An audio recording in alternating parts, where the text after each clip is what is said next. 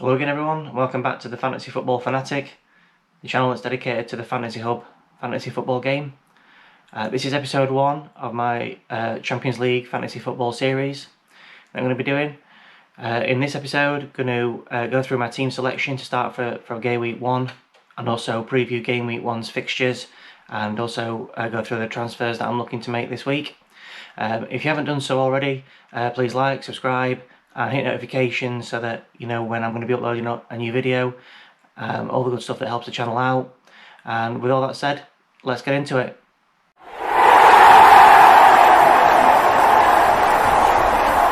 Okay guys, so this is my team selection to start the series off on Game Week 1 for the Champions League this year. So I'm going to go through my team and talk about why I picked each player. So first of all, so as you can see, you can make unlimited transfers right up until the first kickoff today, which is 5:45 today UK time. So if any of these, for example, Ronaldo, if he doesn't start for Manchester United, I will sub him for another player, probably, who is starting.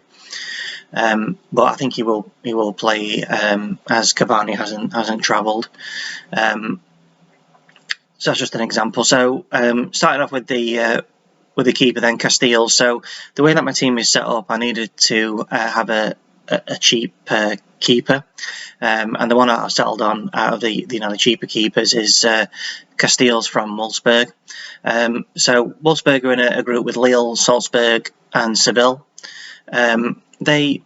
Which isn't a too bad group. They do have a chance of getting through that group, in my opinion. And they've started the Bundesliga off pretty well defensively as well. They've only conceded 1 goal in the last 4 games. So I think there's a good chance of in that group of getting clean sheets and possible extra save points as well. So out of the cheapest keepers on the game, I think he's the best option. And as I say, the way that my team is set up, and I needed someone cheap in there, so I've gone with him. Moving on to the defence, I've got Meunier from Dortmund, who is a really attacking fullback. To be honest, the theme of my 3 defenders is attacking fullbacks, so all 3 of them are. So Meunier at Dortmund, he's in a group with Ajax, Besiktas and Sporting. They have a good opening fixture, Dortmund, against Sporting. Besiktas in their first game. So as I say, he's really attacking. He's already got 1 assist in his first 2 games that he's played for Dortmund this season. So yeah, hopeful of some more attacking returns and clean sheets as well. Moving on to Davis at Bayern Munich, so one of the favourites for the tournament. They're in a group with Barcelona, Benfica, and Dynamo Kiev. We're expecting them to win that group, even with Barcelona in there. Barcelona has been well documented that they're having a lot of troubles financially, and they've had to sell Messi. So not the same Barcelona as in the past. Again, Davis, a really attacking fullback. He's already got 2 assists in his first 4 matches in the Bundesliga this season. So again, hopeful that for attacking returns in that group, in a group that they should be winning. Then we've got Reese James at Chelsea. Again, current European champions, won the tournament last year, and have gone from strength to strength. They are a better team this year, in my opinion. So Reese James as well started the Premier League really well. He's got 1 goal and 2 assists in his first 3 matches in the 3 matches he's played this year in the Premier League. So a really strong start, and I think he's going to start in this first group game for the Champions League because he was suspended after picking up a red card against Liverpool for the last Premier League game at the weekend. So I think he's definitely assured of a start. And Chelsea are in a good group for them as well. So they've got Juventus, Zenit St. Petersburg and Malmo. first game against Zenit as well, so I'm at home, so I'm hoping that again there'll be a clean sheet. Plus, if Reese James can get on the score sheet or an assist, that'll be a bonus as well. So that's my defence and keeper. So for the midfield. First of all, I'm going to start with the two sort of left field picks, if you like, more differential picks. And again, the way my team is set up with the forward line and the 4 players that I'm going to be looking to bring in, and having 2 more premium midfielders, I had to pick some cheaper assets and try and find the ones that are not only cheap but also have the potential of bringing in some extra returns. So first of all, I've got Yasici from Lille. Lille are in the group with Salzburg, Seville, and Wolfsburg. Yasici is their free kick taker, and he's already scored 1 goal and 1 assist in the first 5 matches of Ligue 1 this season for Lille. So again, hopeful that he can get some extra attacking returns. I mean, he will start every game for them. He's a regular in the team, and again ties into Castile. So Lille play Wolfsburg in their first game of the campaign. So if Yasici can get on the score sheet or assist, then it offsets any points that I'll lose from Castile's. But then likewise, if Wolfsburg keep a clean sheet and keep Yasici and his teammates from scoring, I'll get the clean sheet bonus from Castile's. Next, we've got Tischankov from Dynamo Kiev. So really, he's a first week pick only, unless he does something surprising. But Dynamo Kiev are in a really tough group. They've got Bayern Munich, Barcelona, and Benfica in their group. On paper, they have their best fixture their best fixture first, which is going to be Benfica at home. So if they're going to, realistically, it's going to be Benfica or Dynamo Kiev will get that 3rd place spot and go into the Europa League. So if they have any aspirations of getting into staying in Europe one way or another, they're going to have to win this game, in my opinion, tonight.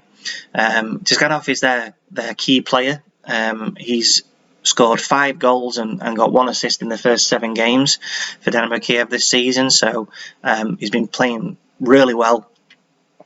And if they're going to do anything, I would say it's going to be him that has a part to play in either the goals or the assists. Then moving on to the 2 more premium assets in midfield. So got Mahrez from Man City, again one of the favourites to win the competition. They're in a decent group. I mean, they have got PSG in their group, so it's going to be between them and PSG who finish as top. But otherwise, they've got Leipzig and Club Brugge, so those 2 are much lesser teams, and they should score a lot of goals against them. This group might come down to goal difference between the top 2 to see who finishes first. So Mahrez, I think he's going to be a shorter start in the Champions League. I think he's the way that Pep Guardiola has been playing his teams, setting his teams up in the Premier League. It looks as though Mahrez is going to be saved for the Champions League games. He's only played in 3 matches so far this season, and I think he's not started any of them. Or maybe he started 1 out of the 3. And didn't play in the last game at all, which says to me that he's going to be playing in the first Champions League game. But he's been playing when he has played. He's played really well, and he scored 1 goal and 1 assist in those 3 games so far in the Premier League. So he's a quality player, and Man City have their first game at home against Leipzig, one of the 2 lesser teams in the group. So hoping that Mahrez can get some attacking returns in that game. And then moving on to the final pick in my midfield, which is the most premium pick out of them all, really. It's Mo Salah at Liverpool.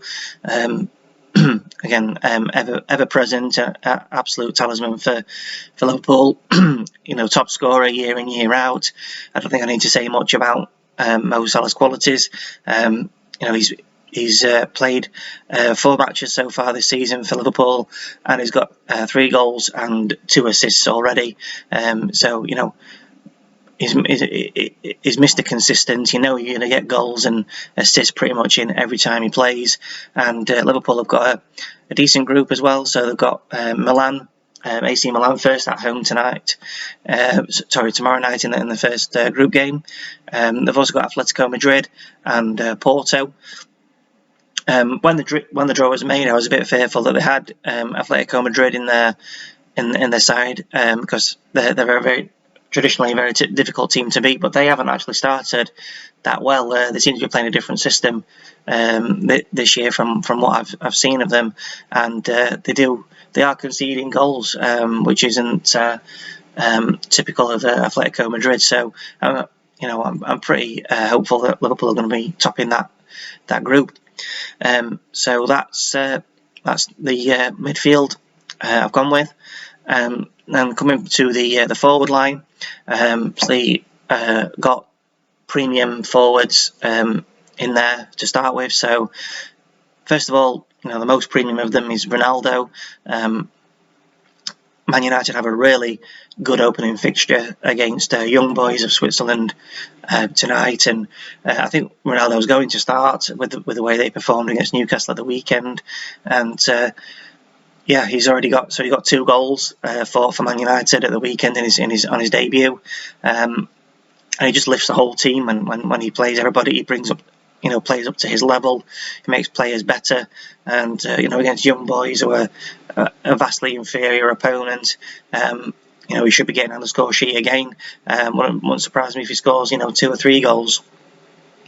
They're in a group with, as I say, with Young Boys, Atalanta and Villarreal. So really, they should be winning that group on paper, and Ronaldo will be key to their success. Then I've got Morata from Juventus. Morata is a first week punt, as Juventus haven't started well at all in Serie A this season. They haven't won a game so far, and they're not scoring very many. But Morata's only played 2 games for them so far, and he scored 1 goal in 2 starts. So he seems to be, like the most informed forward for them at the moment. And they've got a really good opening fixture against Malmo, the Swedish champions, and so even though Juventus have started bad this season in Serie A, with Malmo being vastly inferior opponents, I'm still hopeful of Juventus getting a few goals in that game, and I think Morata will be part of that if they do. And then finally, we've got Haaland. Again for Dortmund to get their key player. You pretty much guarantee goals every time he plays. He's an absolute goal machine. He's scored 5 goals. He's got 5 goals and 3 assists in his first 4 matches in the Bundesliga. So absolutely on fire. And Dortmund have got a decent group as well against Besiktas, Ajax, and Sporting. So they're going to be right in the mix for getting in the top 2. I think their target will be to win the group, especially with Haaland up front and players like Bellingham in the side. They should be looking to win that group. And Haaland is definitely somebody who I want in my team going forward, and potentially a captaincy choice every week as well because of the rate of goals that he scores. So that's my team that I'm going for in game week 1. So let me know what you think of it, what you think of my choices. Is there anybody who you think is a better choice at the price points that I've gone for? If so, let me know. And I'd also be interested to hear what your teams are. Follow the channel on Twitter if you want to send me your drafts for the first game week. So details on how to join my Twitter will be in the description. And if you haven't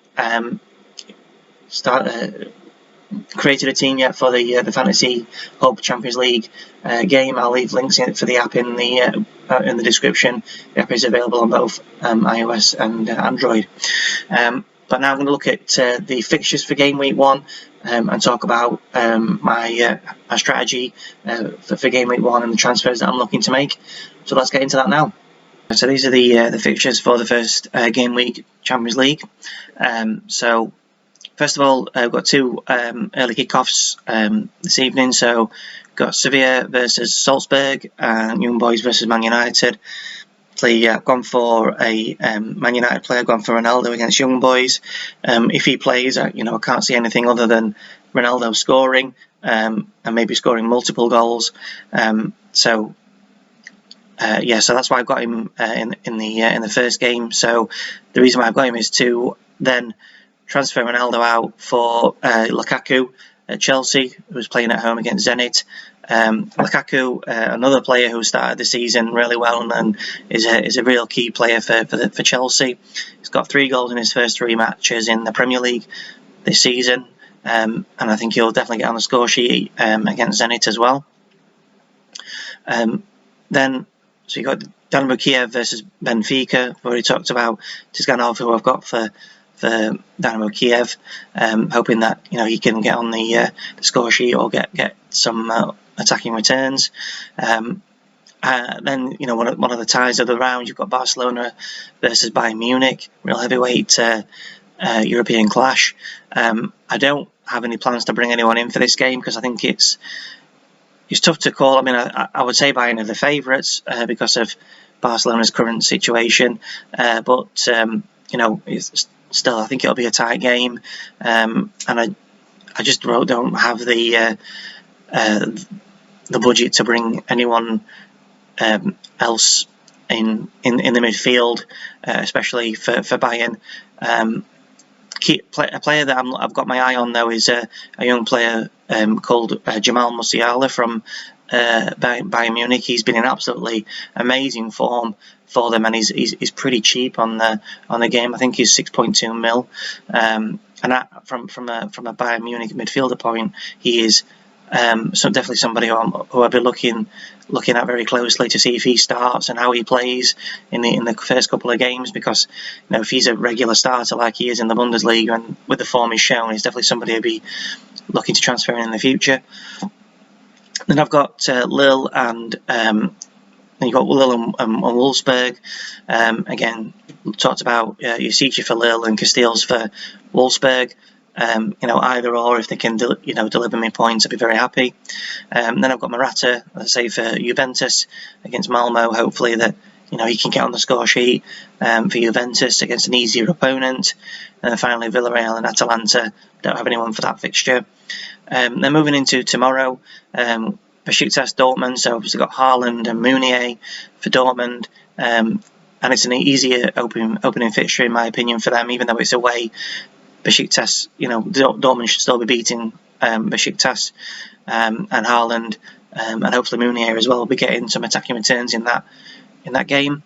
And you've got Sheriff, and who are newcomers to the Champions League. I think it's the first time they've ever made it to the Champions League group stage.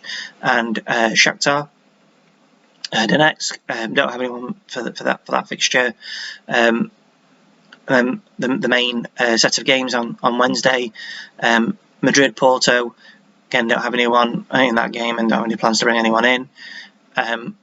Club Brugge, Paris Saint-Germain. So this will be the next sub that I'm going to be looking to make. So I'll be taking Lukaku out for Kylian Mbappe, probably for this fixture. So the reason I'm favouring Mbappe over the likes of Messi and Neymar is I don't know what the situation is with Messi and Neymar going to the World Cup qualifiers in Argentina and their quarantine status, but also Mbappe has been in great form with the PSG so far this season. He's been their main man. So he's got 4 goals and 2 assists in the first 5 matches for PSG. Again, PSG are probably the favourites to win the competition with the squad they have, and the front three they have, especially. Messi, Neymar and Mbappe. So Club Brugge, they should be getting a few goals against Club Brugge, and I think at the moment Mbappe is the one I'd be favouring at this early stage. Then another heavyweight clash in Inter Milan and Real Madrid.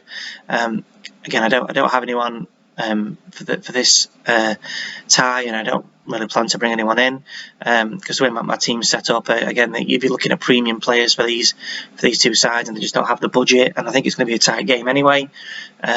But really looking forward to seeing what happens in that game. And then we've got Liverpool Milan, so obviously got Mo Salah for this game, and with Liverpool being at home against AC Milan, I think Liverpool are going to be getting a few goals in that game as well, and definitely Mo Salah getting on the score sheet there as well. Man City for against Leipzig. So we've got Mahrez in the side for that game.